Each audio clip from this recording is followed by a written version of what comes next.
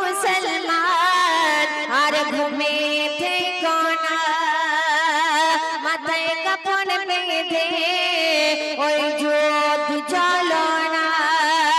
শোনো গো মুসলমান আর ঘুমে থেকো না, মাথায় কাপড় বেঁধে ওই যুদ্ধ চলো না।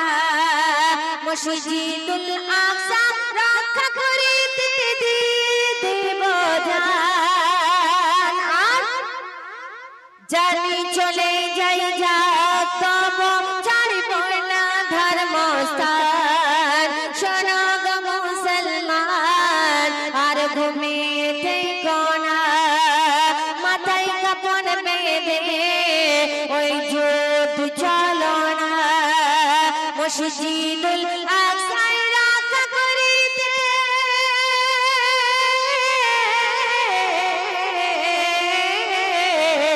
মসজিদুল আকসা রক্ষা করিতে দেব জান, আর জান চলে যায় তব ছাড়ব না ধর্মস্থান।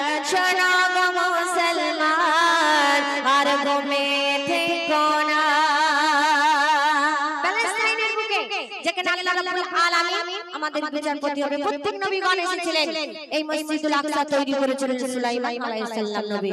তো সেই সম্মত কবি লিখছে, দেখো ওই রে কাফির বেদিন বিমান শুনে তোরা রাখনা, প্যালেস্টাইন হলো পবিত্র ভূমি, বেদিনদের দখলে হবে না। ওই রে কাফির বেদিন বিমান শুনে তোরা রাখনা, প্যালেস্টাইন হলো পবিত্র ভূমি, বেদিনদের দখলে হবে না। যতই তোরা পারিস বোমা গুলি চালা, ছাড়ব না তব মসজিদুল আকসা। যতই তোরা পারিস বোমা গুলি চালা, ছাড়ব না তব মসজিদুল আকসা। জান চলে যায়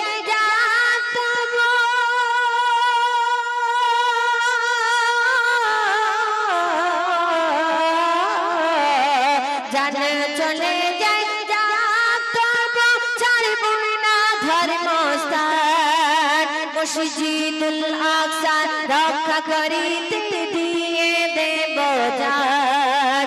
শোনো গো মুসলমান আর ঘুমে থেকো না। যে প্যালেস্টাইনের বুকে 40 থেকে 45 দিন যুদ্ধ হয়েছিল। কিছু কিছু মাসুম সংসারে কারো হাত নেই, কারোর প্রাণে বোমার আঘাতে সেই দুনিয়ার থেকে বিদায় নিয়ে চলে গেলেন। কারোর মা জননী দুনিয়ার থেকে বিদায় নিয়ে চলে গেলেন। সেই মা বোনেরা, মা অসহায় মা হসপিটালে বসে আল্লাহকে ফরিয়াদ করছে আর বলছে, দেখো হসপিটালের বেডে শুয়ে কাঁদে কত মা জননী, নিজের সন্তানকে পায় না খোঁজে দিশেহারা ওই তখনে। হসপিটালের বেডে শুয়ে কাঁদে কত মা জননী, নিজের সন্তানকে পায় না খোঁজে দিশেহারা ওই তখনে।